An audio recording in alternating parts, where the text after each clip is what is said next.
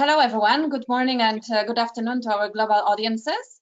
My name is Eva Bakun, and on behalf of Clarion Gaming, I'd like to welcome you to today's ICE 365 and IGB webinar, which is a part of the US sports betting series that will see a whole bundle of on-demand content on sports betting available on our website, starting next week with US sports betting, and then continuing at the end of the month with the focus on European sports betting. And this is kind of our response to the pandemic and inability to meet live and in person at shows like ICE or ICE North America.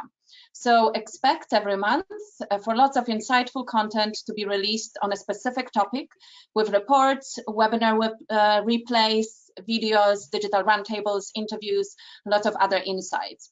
After sports betting in March, we're planning tribal gaming in April, esports in May, land-based gaming in June, new markets in July, and then it continues throughout the year. So go to the website that you can see in front of you, and you will already see a lot of content on the future of technology. But now let's turn to the webinar, which today will look at the value of Sportsbook as an amenity, in particular now as you are trying to drive customers back to your properties. But is it really only an amenity? Or hasn't the pandemic changed how we are going to view sports wagering? This is one of the questions we're going to be posing today. Before I hand over to Melissa Blau, who will moderate the session, and also to our other panelists, just a few organizational points.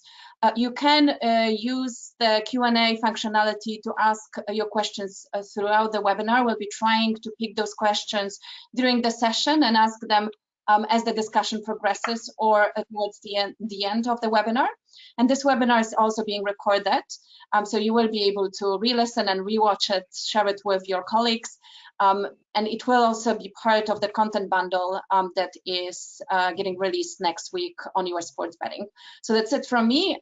Thank you for your attention, and big thank you as well to our panelists and to Melissa for moderating. Melissa, over to you. Thank you, Eva, and thank you, Clarion, for letting me moderate this panel, this very esteemed panel of sports betting bookmakers, people I've known in the industry for a long time. So over the past 2 years, sports betting has proliferated across the country, now either live or pending in 25 states, if you can believe that. It used to be that the sportsbook was sort of tucked away in the back of a Las Vegas casino. And today we're going to discuss how that proliferation has changed the product, the player, and the profit. Today's casinos, such as Wynn, who announced last week, is pulling it out of the corner and pulling it and pushing it across into their lobby with a sports betting podcast, which I thought was quite interesting. So just a little bit about me. I've been in the online gaming sector for 17 years. I worked initially in Europe, operating several online casinos and sportsbooks before coming here to the US in around 2011. And worked with Luisa, where we launched Tropicana Casino, several other casinos as well, looking to add iGaming back when we thought it was a hope in 2013. Also the Delaware Lottery, now working with the Superbook and Soaring Eagle Casino, expanding Superbook's presence across the country, and several other casinos as well. So I'm gonna let each one of the panelists introduce themselves, and then we're going to get to the questions. Who wants to start? I'll start to my left, which is Louisa. All right, thank you. I'm Louisa Woods. I'm the Vice President of Marketing for Gaming and Entertainment at Delaware North. I oversee marketing for both our land-based and our digital gaming operations. My background is a little bit different than most people in roles like mine, in that I come from the digital and iGaming space. I started working in iGaming back in the late 1990s, so I guess almost 25 years ago now, and have worked in virtually every vertical, from bingo to casino to financial betting to sports betting, poker, both real money and social. And I just think we're in such an interesting time in the US market right now, and I'm excited to be a part of it. Art, go ahead, Art. Art Manteris, Vice President of Race and Sportsbook Operations for Station Casinos, Red Rock Resorts. 40-year member now of the Nevada sportsbook industry. Have been affiliated with some of the other premier sportsbook operations at different times, starting as a young man at the Stardust, Barbary Coast, then sportsbook manager at Caesar's Palace, overseeing the development of their first full-scale mega sportsbook, and then Las Vegas Hilton Superbook, now the Westgate Superbook, and now for the past 20 years at Station Casinos, where we've developed some very beautiful full-scale mega sports books at Red Rock Resorts, at Red Rock Resort and at Green Valley Ranch, and then various different sizes and shapes of sports books, going from small bar type 2-window sports book operations to 20 station sports books at the premier properties. Obviously have seen many changes in the industry, and I remain very enthusiastic about the status of the Nevada sportsbook gaming industry, and of course excited about opportunities as they present themselves in other states as well. Good morning, everybody. I'm Vic Salerno. I'm president of US Bookmaking. I've been around for a couple years, about 42 of them, and been in the bookmaking business for all that time. We used to have Leroy's, and then American Wagering sold that to William Hill, and now a couple years ago started US Bookmaking. We specialize mostly in tribal sports books. We are presently in 3 states, and by next football season we'll be in 3 additional states minimum. So it's been exciting, and it's a whole different world than when I started.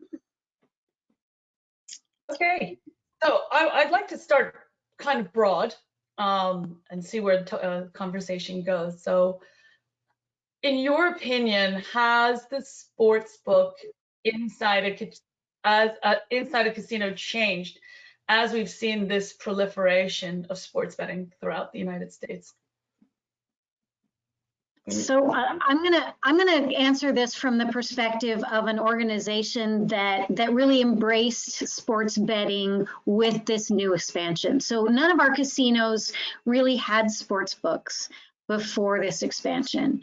And so when we came to designing and building out our sports books, we went and looked at everything that everyone else had done within the country. We went and looked overseas and saw a lot of different models, and we could see a very clear evolution, depending on when the sports book had been built. And what we saw was this evolution from kind of inflexible and very custom built space to something that becomes much more integrated, much softer, much more flexible, much more looking like a sports bar as opposed to the kind of traditional Carol's sports book. And so we took a page from that. And we also very much focused on building our sports books front and center and thought about sight lines in terms of the entrances from the casinos. So you would stand at the top of the escalator from the hotel or come in through the main entrance. We wanted the first thing for you to see was that giant screen, because there's something very compelling about that. There's nothing else, even in that environment with all of the flashing lights, there's nothing as big and as bold and as animated as that giant screen. And, it's just like a beacon for people. And we focus very much on designing around drawing people in by creating those sight lines and then making a comfortable environment for them to be able to flow easily in and out. Lots of access to food and drink and amenities, and an easy transition from there to table games and to other places on the floor that we wanted them to move back and forth from. I would certainly agree with the comments that I've heard to this point. There has been an evolution, but I've always looked at sports books in Las Vegas as an excitement center for the property. Certainly, we are a draw to the property, but a properly run sportsbook should also be a revenue-producing profit center for the property as well, and not just a loss leader that's drawing bodies to the property. A well-run sportsbook will take care of your casino customers first and foremost, but now, particularly with the expansion of remote wagering, mobile opportunities, reaching out and broadening your base is certainly one of the priorities now that all of us are confronted with in recent years. I believe that sportsbook are no more an amenity, but a necessity. If you want to really draw the people, you have to have a sports book. And I agree with what's been said, but it is really the eye candy, the excitement that it brings, people cheering, brings excitement to the casino, makes them feel good. And then that leads to them participating in other table games and slot machines. I think particularly with shifting tastes, right? I mean, the younger audiences are much more drawn to skill-based gaming. So you're absolutely right. It's becoming more and more critical. So do you see that mobile has actually impacted the player experience even while they're in the casino? I mean, even Vegas, you're seeing 56% of the revenues at, in some sportsbooks on the mobile device. Has it changed the player experience in the casino? We're in the customer service business, so giving the guests what they want and making things easy for them as they desire is certainly part of our desire as sportsbook operators. So yeah, making things easier, particularly during the pandemic, has been one of our goals. Do you I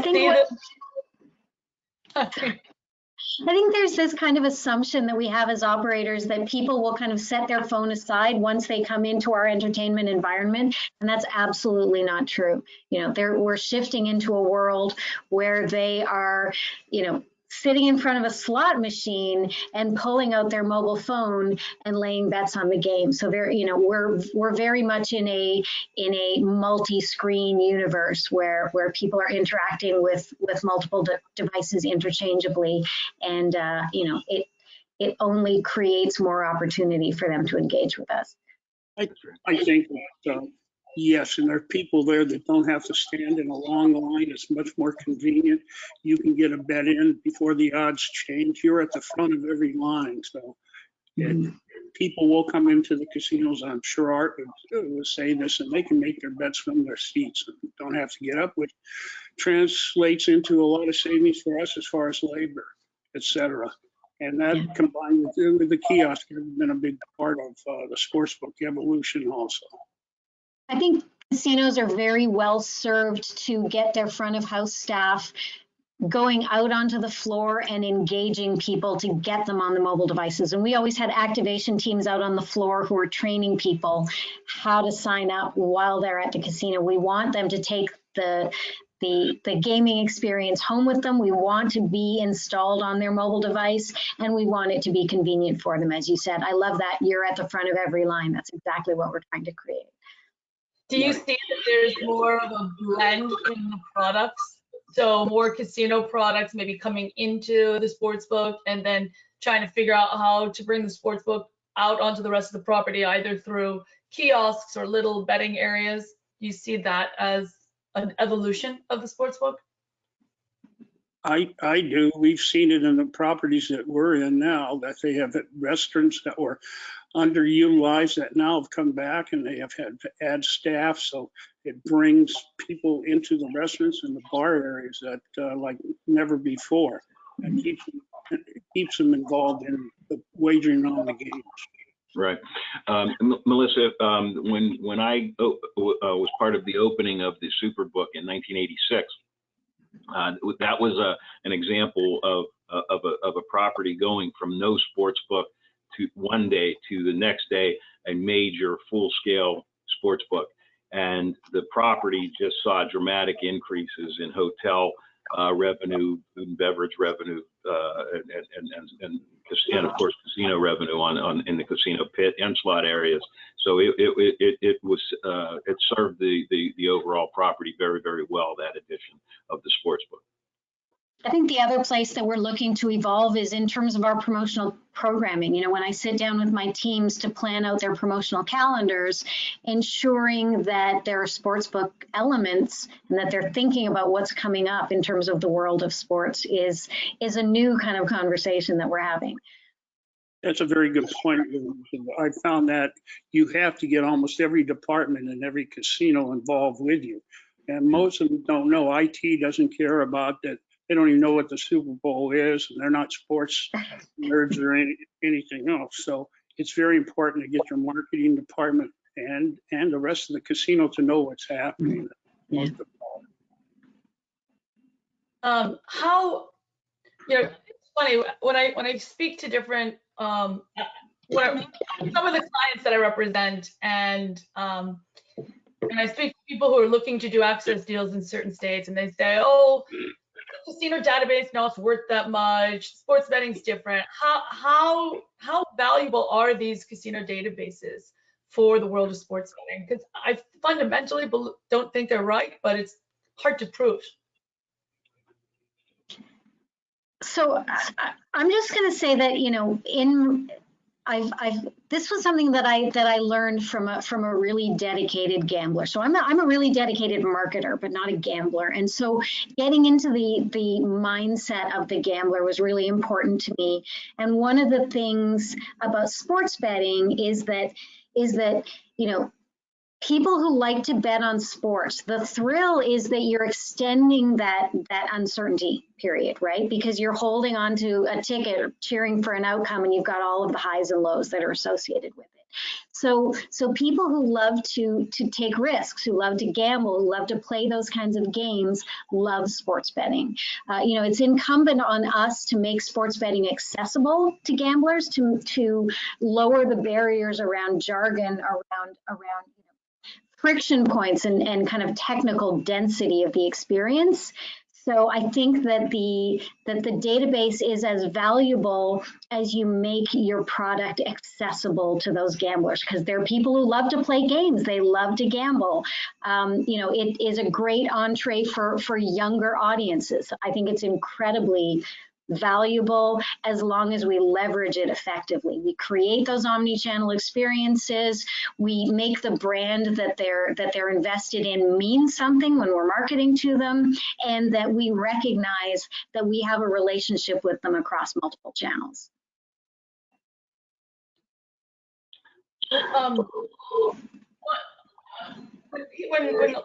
casinos are established, you know, all of a sudden the state regulates, they allow sports betting, and the casino has to say, what do I do? You know, do I run this myself? I don't know this product. The product's so different. You know, the casino product, I understand, I know. Sure, some people lose, but there's a natural house edge. This is bookmaking. I don't know how to do this. This is so complicated. What's your advice? What should a casino do? Do they outsource this? Do they do an access deal, giving it to another operator? Do they do it themselves? How do they? I believe that they should start by outsourcing, and then as they become more knowledgeable and comfortable with the product, then they can take it over themselves. It's basically the same as what you've seen with tribes, is that they start out hiring management teams, and then they hired some of the managers of the management team, then they took over themselves. So I think you'll see that same evolution. It's very difficult to go into the sports book business without the knowledge of it. I mean, things like, before we were on, Art's talking about is how you get information. How do you know? How do you stay ahead of the game and keep the edge so you keep your hold percentage up there? And it's not an easy thing to learn. It's like speaking a different language. I mean, all of you have been exposed to the difference between, even in sports betting, between the European model and the U.S. market.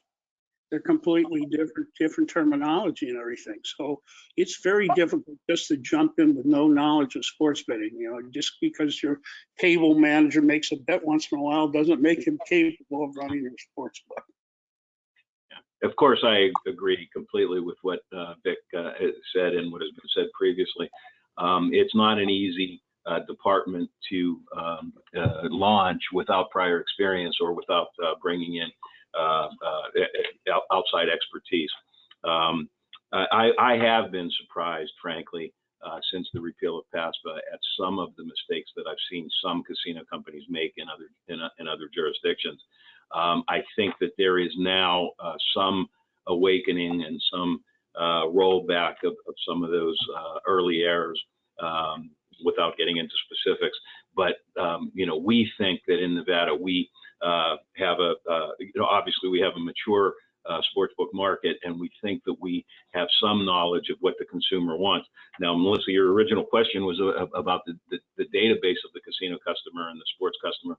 And over time, yeah, we are seeing a merging of those two customers. And what Luisa said earlier about the psyche or the mindset of the gambler absolutely is critical to knowing who your customers are and what they want. And in my personal experience, and I think Vic will agree, that a lot of people have opinions on sports, and they think that their opinions are better than the next fellow's, and they're willing to back up those opinions with money, and that qualifies for a great deal of respect from me as a book operator. If they're willing to back up their opinion with money, that's who I want in my book, and they will certainly do that, and it's growing. And the difference in sports betting between other casino games is you know what you're buying, you know what you're investing in. When you're gambling in a table game, you're subject to the next flip of the card or the next roll of the dice, which are random. In sports, you know what you're putting your money on. I think when you talk about outsourcing versus standing up your own business, I think there are degrees, and I think it's a really complicated question, because I think it's easy. Vic, I absolutely agree with you that outsourcing is the fastest, easiest, and probably lowest risk path to getting stood up in sports betting.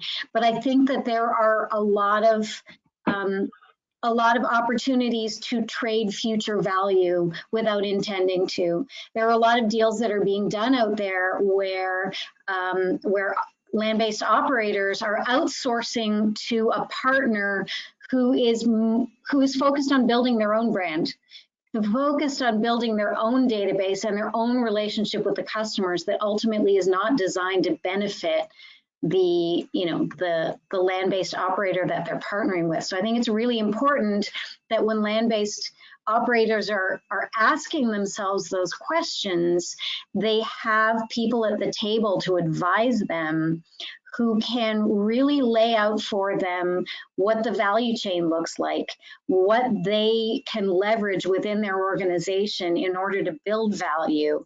I think that we started out with two extreme models. We had kind of, you can bring in a third party and essentially be their landlord, or you can go out and try and build this entire operation yourself.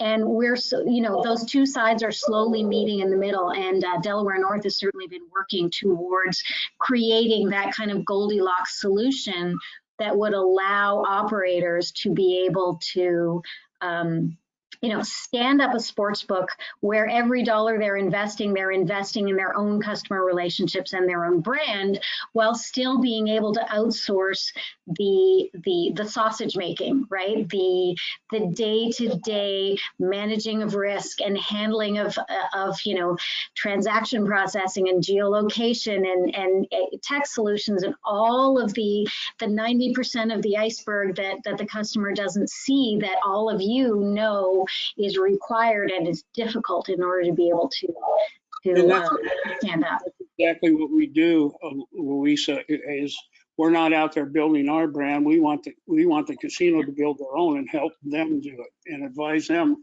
in their marketing.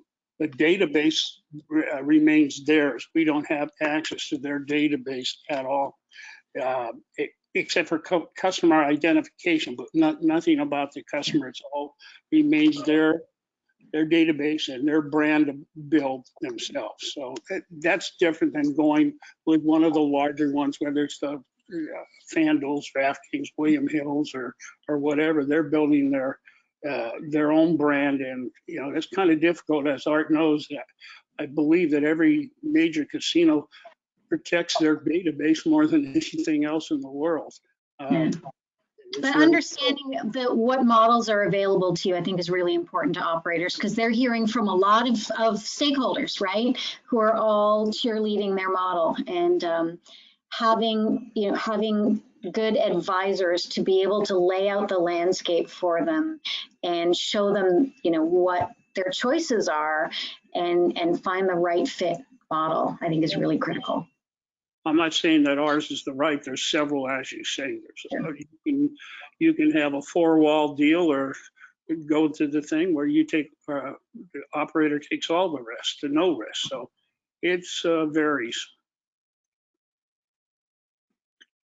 I think collectively you guys have more experience on products and product vetting and product alternatives than a lot of people that I've met, probably everyone else in the industry. I would love to hear from your perspective what the product alternatives are, right? Specifically in terms of outsourcing the risk, not outsourcing the risk, how Americanized these products are, right? There's a lot of European influence that's come in because sports betting has been such a mature, online sports betting has been such a mature industry.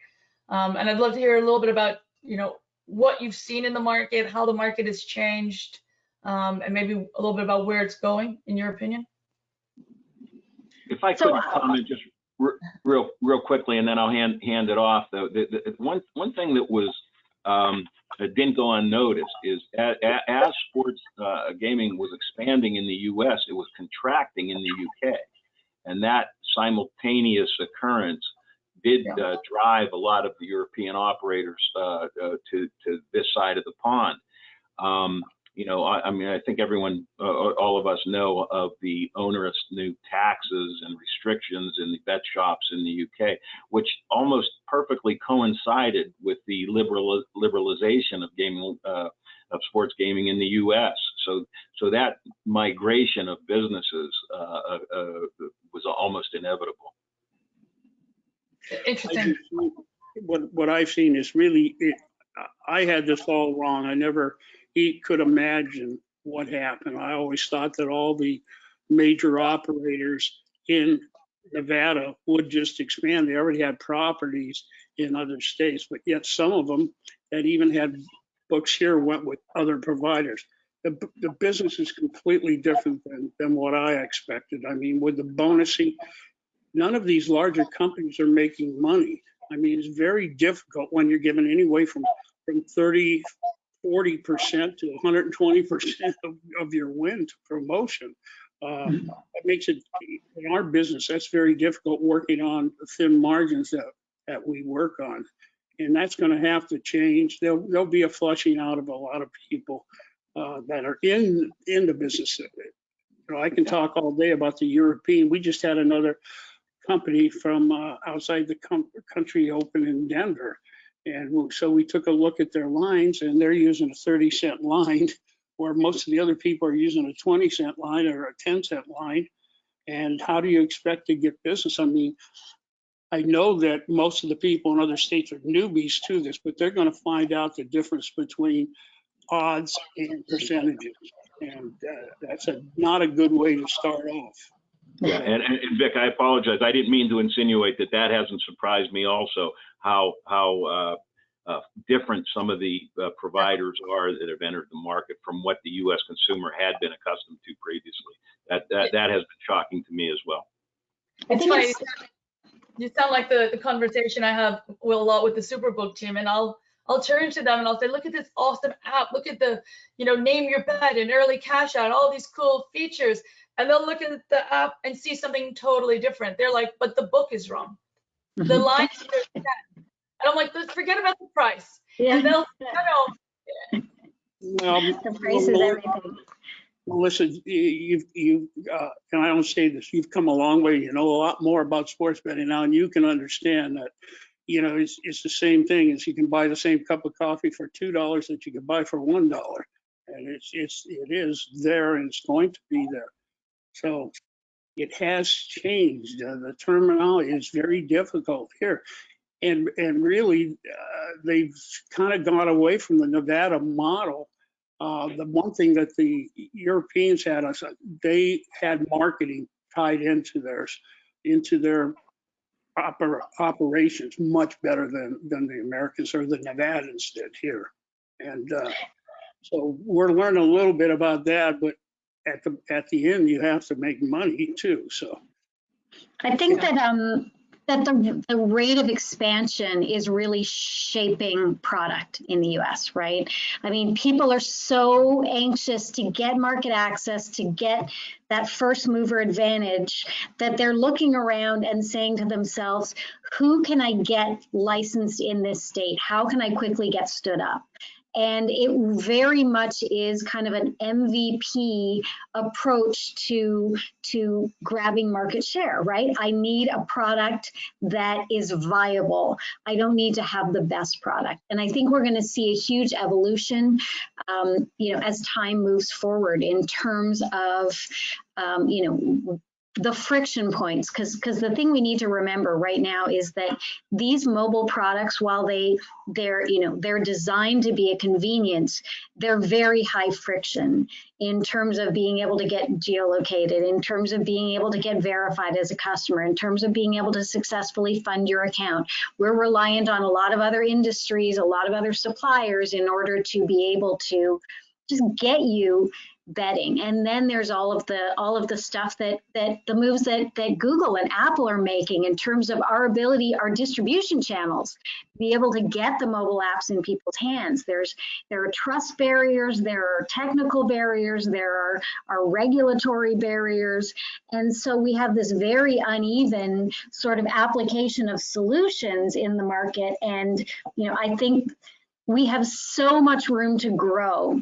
There's also this really interesting development. You know, when you look at these European operators who have come over, a lot of their systems were built 20 years ago. And so the technology, the system architecture was very different. We weren't as advanced in terms of modular design, and they weren't thinking in terms of having to have a separate server set up in every state.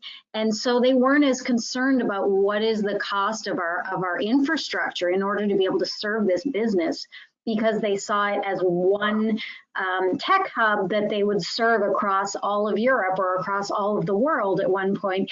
Now they're in a situation where they've got to set up in every single state. And so their willingness and their ability to invest in different markets is very dependent on the affluence of that market, the tax rates in that market, the population density of that market. And so who ends up competing in each state, you know, is a mixed bag depending on their strategic assessment of their ability to operate, to invest in that market. So I would say it's all over the place. You know, we've got some products that are kind of on their third evolution, and some that are barely stood up. And we're going to continue to see everything evolve forward in response to consumer demand, in response to regulatory expansion, in response to new challengers in the market who are going to raise the bar.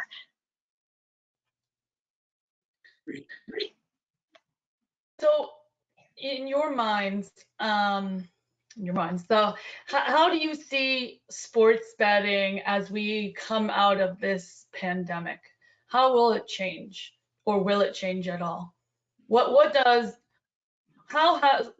I should back up. How has the pandemic impacted Sportsbook, how it's viewed as part of the casino, and where do you think it will change? I mean, for us, it's been a major hurdle. You know, a lot of our competitive strategy is built around creating an omni-channel experience, being able to deliver the remote and mobile experience, but drive people back to the casino for that kind of blockbuster event watch party where you can get together with a bunch of people and have the excitement of cheering for your team and enjoying the amenities at the casino, because those are things that an online only operator is challenged to compete with. But we've also been challenged because we can't fill the sports book. We can't, a couple of years ago, we had multiple Super Bowl parties. It was like New Year's Eve, and this year we didn't do any of that because we simply couldn't risk the health of our employees or our patrons to organize those kinds of events. No question is completely right in what was just said. One comment on the market here in Nevada, though, is that we have seen a migration to more mobile wagering than ever, and a higher percentage of our overall handle on mobile than ever before. And I would say, though, that our sports business through the pandemic or since reopening has been robust, and surprisingly so. Our race book business has been strong too, but also mostly remote. But that's an isolated success story on the race side. Not so much on the sports side. But no, we've weathered the storm here in Nevada. Not quite as much on the retail side, but on the mobile side, we certainly have. I believe the thing that we've learned is that, first of all, people have learned how to play on the mobile apps. A lot of people, we've introduced mobile to many more people. The other thing that hasn't been brought up yet is, as far as our employees have learned how to work from home and can do everything with today's technology, which I'm kind of worried about because I really miss going to an office and with all the guys there. And now, we're either on a Zoom call all day, but it's not quite the same. So there's not the the chatter going back and the teasing going back between everybody that there was. So it's going to be a different world, and there's changes now today, and a lot of these systems are all automated. So the bookmaking people are, I guess we're losing the true bookmakers to automation. So it's changed a lot. Do you see automation and AI changing the product, changing the role of the bookmaker? Definitely, I see that. The problem is that the algorithms that run these have to be really, like Art and I were talking about, you don't know, especially during COVID, you don't know until the day of what's going to happen. How do you adjust those lines? So I don't believe that AI today presently can take care of every possible situation that arrives. It's getting better, but the human has to come into that sometimes. Somebody still has to make the starting odds on all the games. So they'll be around for a while, but once the game starts, then there's other factors that come in that can be automated. But then it's always things like injuries that happen, who the injuries are to during the game that changes it too. Yeah, certainly as artificial intelligence has aided and enhanced a lot of industries, from the medical profession to law enforcement to finance and investments. Similarly, in the world of sports gambling, artificial intelligence is becoming a much bigger part of the business, both on the bookmaking side and on the handicapping side, and that's not going to change. But I agree with Vic. There's there is still a need for human intervention and human oversight at this time, at least for the foreseeable future, I hope. Or we're gone. I promised that I would tell you a quick story about this. When I was head of marketing for a financial bookmaking operation, a financial betting company, they had the best AI, the best predictive models in the industry. They, very much market leading. But what they're not great at is handling these kind of black swan events, right? And I was at that operation when remember the Shell oil deep sea environmental disaster. And of course, our models could not predict that. And before we could respond, a whole bunch of our customers had swarmed in and, you know, and taken advantage of that hole in our pricing. And, you know, those are the kinds of situations that computers are not, as long as nothing changes, you know, and everything goes according to plan, computers are very, very good. You know, the thing that's so risky is that we become so reliant on computers that we stop understanding the models. We stop understanding what they're doing, what knowledge they're attempting to replicate. And then when things do go awry, you're powerless to be able to intercede. So I think, you know, for a very long time to come, the necessity of having humans who understand the mechanics, who understand the players, who understand the markets, who understand the personalities, and you know, all of those underlying factors are ultimately critical. Although being able to leverage that technology obviously gives you a huge advantage. Louisa, go back to we used to have cashiers who were higher paid because they actually calculated what the payoffs were on the winning tickets and parlays. They can do it now. If any of your employees that work on front line could calculate a money line parlay or a baseball parlay or a round robin, I mean, in the day we had to do it. We were the computers. We had to calculate. Exactly. And we're losing those skills, and it's important for us to at least understand them, so that we can respond. That's right. But Vic, that was the best education you could have ever gotten in this industry, was when we had to do everything by hand, manually. Without a doubt, Art, I agree 100% there. Made you understand the business. Go ahead. I'm sorry. Here's a question from the audience, which is sort of building on this. So with this proliferation towards mobile and AI and this proliferation of things to wager on, right? There used to only be, you go to an odds board, there was 20 things to wager on. Now there's 800 things in one game. What is the role of the retail sportsbook with this proliferation towards mobile? You know, mobile's opening up. It's 90% in New Jersey and many other states that have both. What happens to the retail casino? I mean, to me, you know, it's a gathering place. It is a community. Humans are social creatures, right? And so much of the technology evolution that we're currently experiencing, it creates isolation.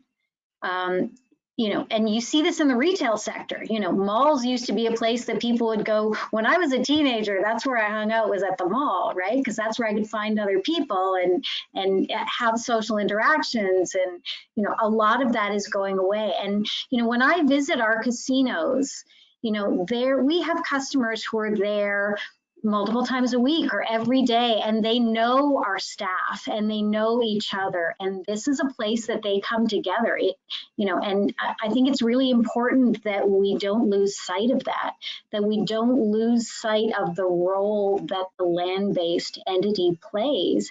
There are minutes, you know, when I want to just whip out my phone and conduct a transaction. And there are times when I want to get away for the weekend and I want to maybe bring some friends and I want to create an experience. And, you know, that's very reliant on the kind of infrastructure that the retail environment can deliver that my mobile phone simply cannot.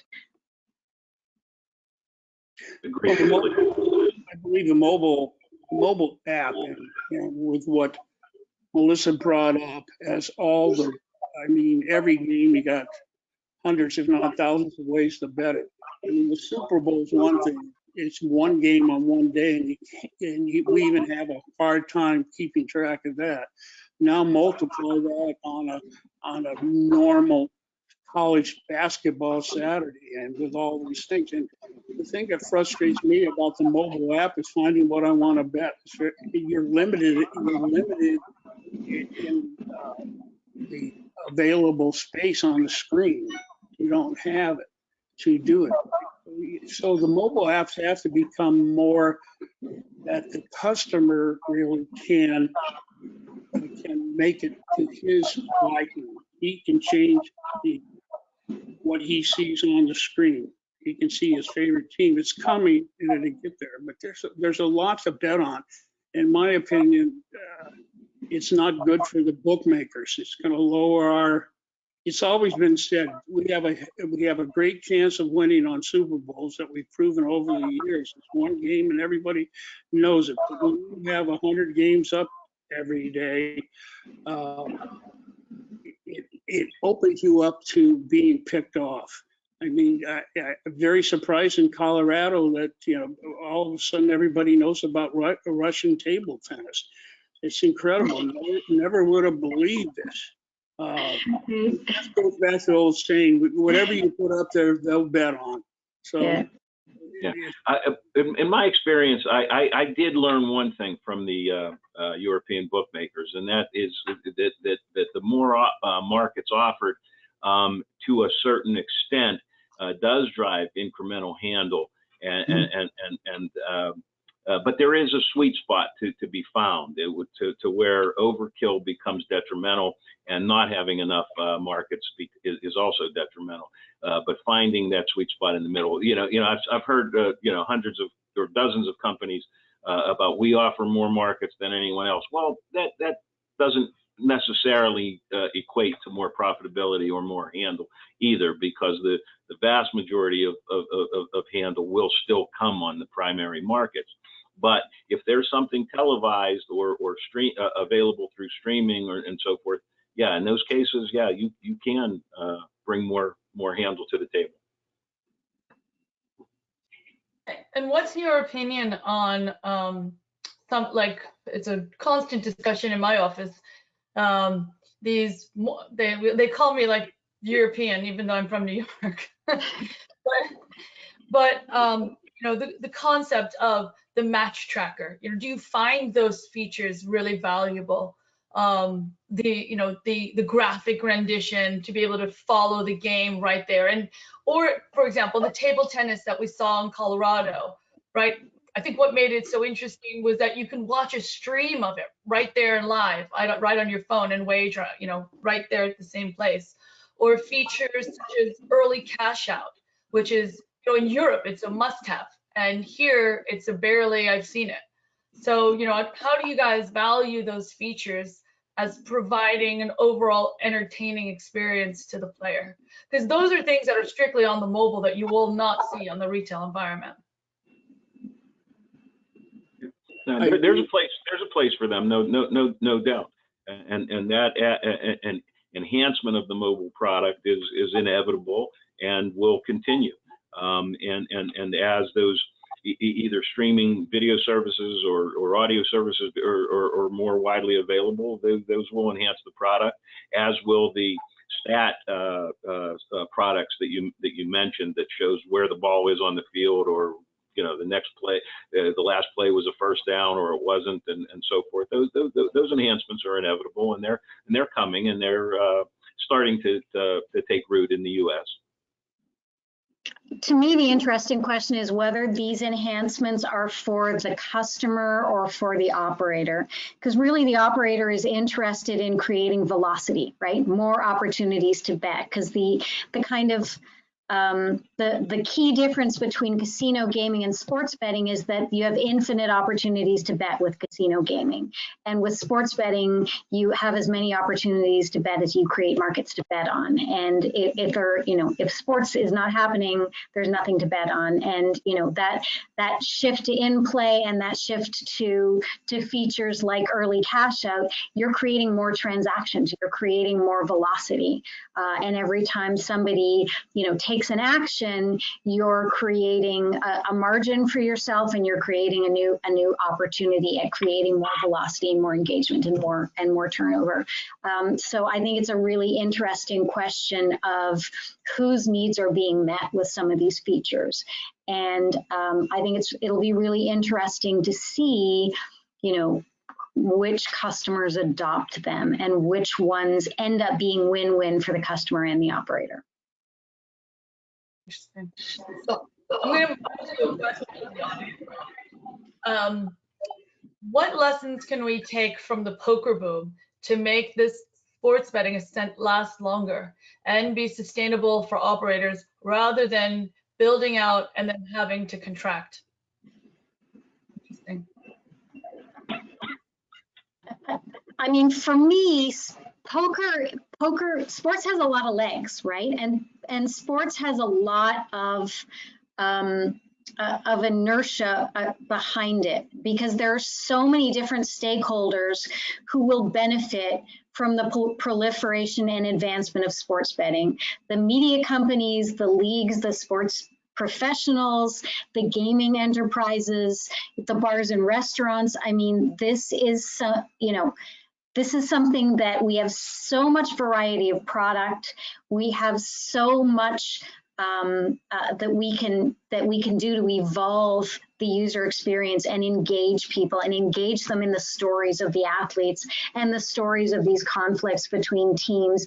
There's so much content for us to talk about. I think that we've got a lot to work with.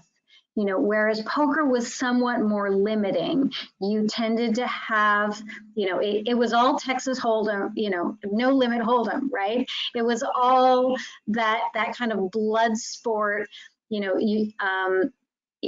you're either a shark or a minnow. People, the ecosystem was unbalanced. The sharks were preying on people who were coming in and playing against each other and just getting taken for a ride. And so they would retreat. With sports betting, you don't have that same kind of ecosystem where, where a more talented, more skilled, more knowledgeable bettor is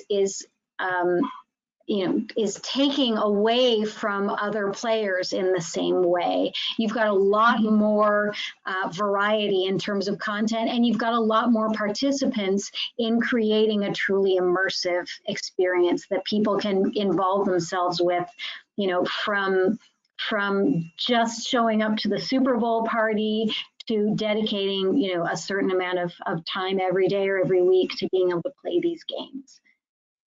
Interesting.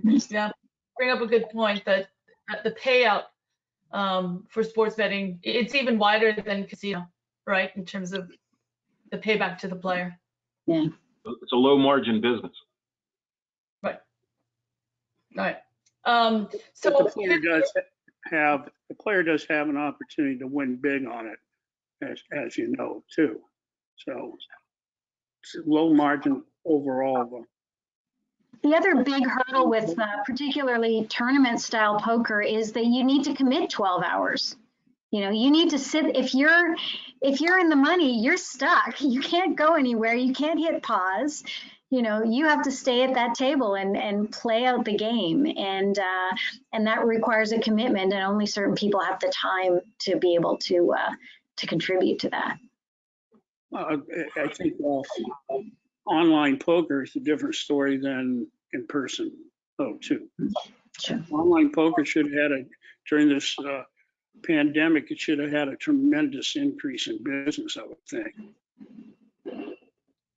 Interesting. Here's another question from the audience. Do you see the 3 big sports betting apps nationally, or do you see an increase in the regional or state-based, oriented apps as the norm?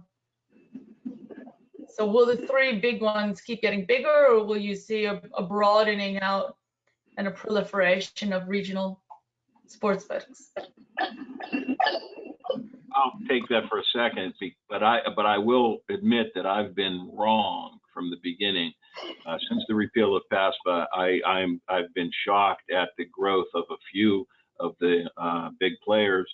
But there has to be a day of reckoning at some point. At some point, profitability has to come back into the business model. And what Vic alluded to earlier, that that paying out 130% of revenue to gain market share can't last forever. So no, Melissa, in answer to your question, I do not think that the market will be dominated by just a couple players. I think there's room for many. Myself. I believe there won't be 3 players at the end. There's not enough room in what they're doing for all 3 of them to be successful major. I think it all depends on the Wire Act too, what happens to the Wire Act, whether it goes regional or national.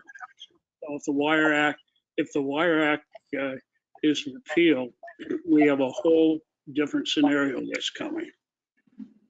So, I think there are also probably players in the market that we haven't even seen coming yet that are going to come out of nowhere. And I love your comment that that you've been wrong a lot. That's one of the things when we're in this industry and we talk about what's going to happen and we make these predictions is you got to get used to being wrong a lot. And I remember I was wrong about mobile gaming. For 10 or 12 years, I was sounding the alarm that, everything's going to move to mobile. You should be focusing on mobile, develop your mobile app. And I started saying that in around 2006, and I was wrong for year after year after year. For over a decade, I was wrong. The time for mobile had not yet come.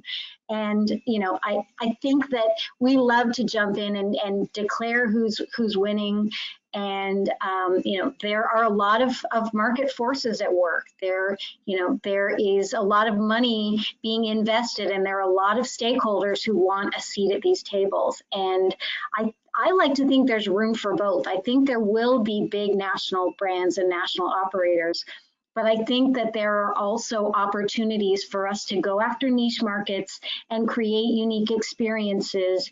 And, I think it's really important if land-based operators want to stay relevant in the face of what I really believe is an existential threat in the loss of their geographic monopolies and the complete shift in player appetites and in delivery mechanisms, we need to take an active role in creating what that future will look like and delivering experiences that are well integrated and immersive, so people will want to choose that. Because if we try and give them an either or scenario, look, you can get in your car and drive 45 minutes for this completely isolated experience, or you can whip out your phone. They're going to make an either or choice. If we say to them, or we can work to create something that will serve your different needs on different days, and create and reward you for being our customer across multiple channels. We can create something that is not only viable, but that for specific audiences is far preferable. Do you, here's another audience question. It seems like there's a lot of free bets and match bets and no-brainer bets and odds and profit boost promotions. Do you foresee this being dialed back in the future or remain at the current level? I see the people that are doing this not making money, and eventually they're going to run out of money and disappear. It's still an experimental thing, and people are spending too much money. I heard as much as $1,300 per player to acquire them. I mean, when you acquire a $5 and a $10 parlay player for $1,300, it's going to take you a while to get that money back. And then there's always the retention of the customer that comes in there also. So always the newbie on the board is going to offer these, but if they can make it the whole way, I mean, it goes back to what I said. If you're spending all your revenue on that marketing or more, you're going to be in bad shape. There was a lesson back in Europe in the mid-2000s where a company called Bet and Win was just buying up the market. Every soccer team, they were, everywhere you can imagine they were. Their brand was there. They bought up the market. And then they pulled back as a publicly listed company, and they thought that, okay, I can dial back that marketing, but I have the players, so it's okay, right? And new entrant came in, and they lost that market share, had to change their name and then sell. So they went from Bet and Win to BWin to now whatever they are today, which is a merger of a merger. But I think that that's a really good example that buying market share early doesn't mean in this industry that you retain player loyalty. I think it's really, really important that the members of your team understand the economics of their business. You know, I so often hear people coming to me with ideas for promotions and contests and giveaways, and I ask them to show me the math, and they point to the competition. And well, they're doing it, and so we have to do it. And you know, you really need to. You've said this multiple times, Art. This is a low margin business. The difference between profitability and not profitability is razor thin. And you need to understand where you can carve out enough advantage that you have room to be able to invest in those promotions. And you need to understand the math behind the promotions very, very well in order to be able to execute effectively. You need to have really great analytics. You have to have great BI. You have to be on top of it. You have to have done the work. And you have to invest in creating a sense of loyalty with your customers. You need to deliver something beyond price advantage so that they're going to continue to choose you. And it's not easy, right? It's a balancing act, and you need to be firing on all cylinders to make it work. You know, and I think lots of operators have gone out and spent mass quantities of dollars building a database, and then discovered that, you know, all they had was names on a file on a list somewhere, and that none of those people had any loyalty to them. And so, you know, the investment in building those contacts was ultimately essentially valueless because they hadn't done the work in building goodwill and building relationship, in building trust that you need in order to be able to hold on to that business and that database. Good point. Unfortunately, we ran out of time. I did have one more question, but we're going to have to hold that one for the next one, which is how do you protect your player database in access deal? Which, sorry, whomever put that question in, and I did not get to it. I'm really sorry about that because it's a good one. It's a good question. Well, we'll have to wait for the next one. So I want to thank you guys for all your words of wisdom and advice. It's been really, I've learned a lot. I'm sure the audience has done as well. And I want to thank you guys for your time. And thank you to Clarion for putting this together. It's been great to see you guys too. Yeah, thanks for inviting us to participate. My pleasure. Thank you, Melissa. Thank you. Big thank you to our amazing panelists for yes, going through the webinar, the content of the webinar, but of course also for answering the questions from the audience. I'm sorry we were not able to answer all of the questions, but I'm sure there'll be lots of opportunities to do that in the future. Once again, this webinar has been recorded, so you will be able to re-listen to it if you missed any points. And do come back for the launch of the US sports betting series next week. Thank you so much and have a great day. Thank you. Thank you. My pleasure.